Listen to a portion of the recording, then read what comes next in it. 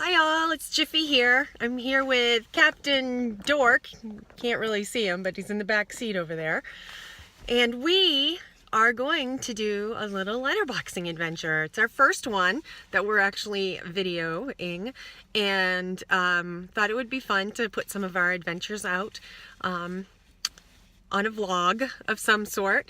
So today is the 14th of November and I'm on vacation, and there is a letterboxing series that I've been wanting to do that came out in June. It was a birthday gift for one of our fellow Maine letterboxers, and I thought it would be fun to take a day in the fall to do it because it's at every single ice cream stop on Route 1 from Kittery to Brunswick.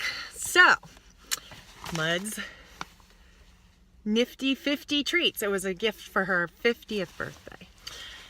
So we are in Kittery, and we've stopped at the first stop, Mrs. and Me. It's an ice cream parlor in Kittery. And next door to the ice cream parlor is a cemetery, and we love cemetery boxes here in Maine. So I got the first one. I took Mr. Captain Dork up with me, and we got our first one. And I'm going to open it and stamp it and put it back. All right, well, I've stamped up the stamp. You can see it's the logo for Mrs. and Me, and we're gonna go put it back. Here's the stamp.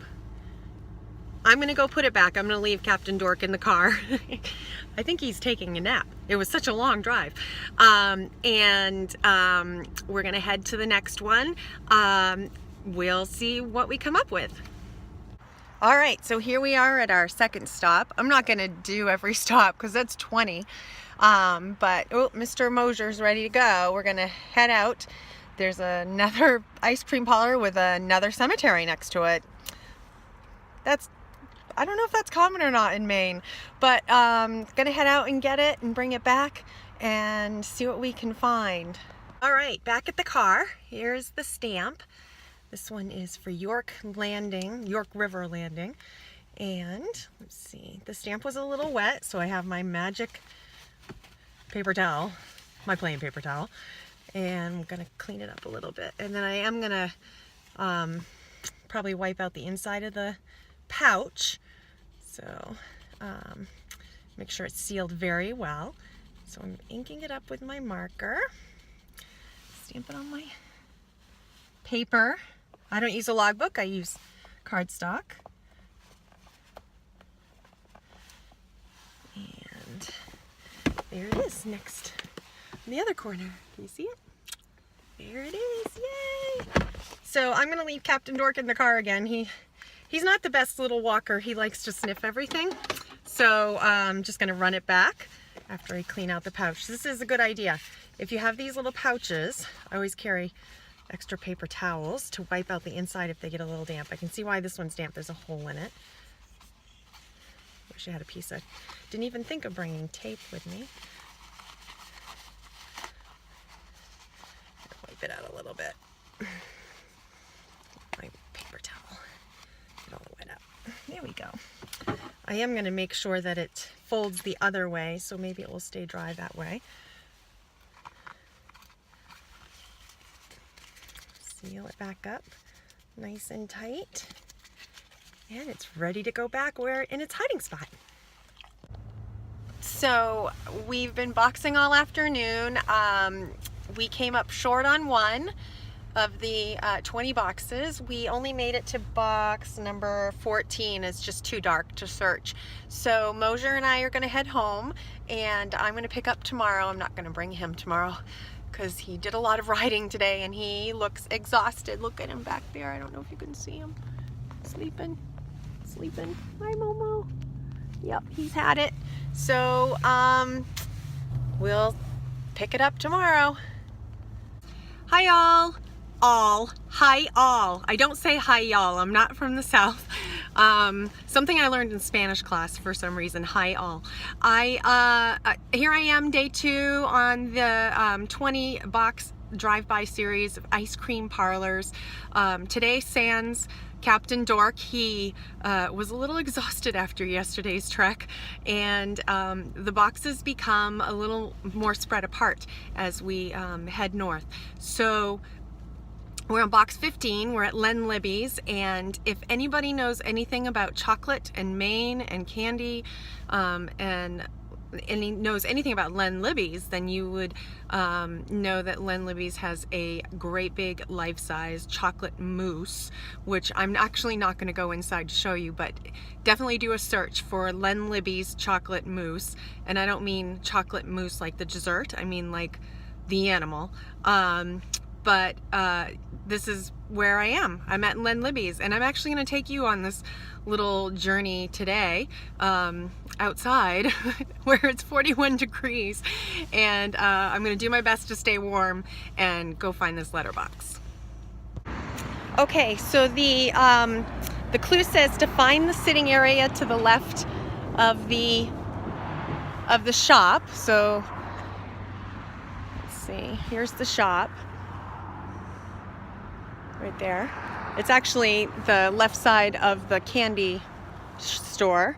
And we're going to walk over to an old parking area where there are still some partitions, little cement blocks, so you don't drive up or over the hill here. And we're gonna look for this. Here we are looking, it says the furthest end of the furthest block. And this is juniper, and I actually have a reaction to juniper, so I'm going to be very careful. I should have brought gloves. Oh, I feel it right there. There it is. Little bit of gunk in it. Get that out. All right, so let's head over and stamp this up. There's a spot to sit over here. Maybe. They're all chained up. I'll make it happen. Actually, I'm going to head back to the car. It's a little more inconspicuous. All right, so back in the car, just because there's really no place outside of the store to stamp up, so I'm going to do it real quick. Here's the stamp. It is a chocolate mousse. Of course, because Len Libby's has Lenny the chocolate mousse hidden inside. Well, he's not really hidden. He's pretty out in the open if you get in there. Maybe I'll take you on a quick trip in. But this is Lenny. He's the chocolate mousse. And I'm going to go ahead and stamp it up. There he is. And there's a bear. All right. Well, you got to see Lenny the chocolate mousse. He is life-size. His antlers were higher than me, and I stand like 5'8", 5'9". So I am headed off. We've got 1, 2, 3, 4, 5 more boxes. I'm gonna pick up at the last box and tell you how we did, or how I did today. Okay, so here I am. I'm at the very last box. The actual ice cream places. It's over there somewhere. It's called Gelato Fiasco. There's a couple of them in Maine. Italian gelato, and it's probably the only one that's open this entire trip. So I'm going after the box. It's actually in a bank parking lot, so here I go. It's right next to a parked car, and as you can see, there have been people partaking right next to the box. Let me see if I can find it. See in here. This is the crook of the second to last. Oh, there it is. Now I'm going to clean that up. All right. So there's the pouch. We'll find a safer place to go and stamp in. All right, so there's the last stamp, and there's the last stamped image. And actually, there's almost all of the images. We missed 3, and I got one earlier, so there should be 16 images on here. I'll have to go back and count to make sure. And let's go put the pouch back. And we're back in the car, put the box back, and hid it better than I found it, and it was hidden really well. So put all the stuff back and added a little bit more, just because it needed to be very inconspicuous, as you could see by the cans, which I wish I had a bag or something to grab them with. But obviously it was an area where people leave things. So we got 16 stamps. I counted them. They're all there, all 16. And it was a 20 stamp series, and we found one back in June when it was first planted because we were already in the area. And then I went after 3 more that we couldn't find, and it turns out one has been confirmed missing. I found out actually last night. It was the last box that we were looking for last night in the dark. It turns out it wasn't there anyway. So 16 stamps on my paper, and a good day. 41 degrees. It's now 40 degrees. Oops, dropped.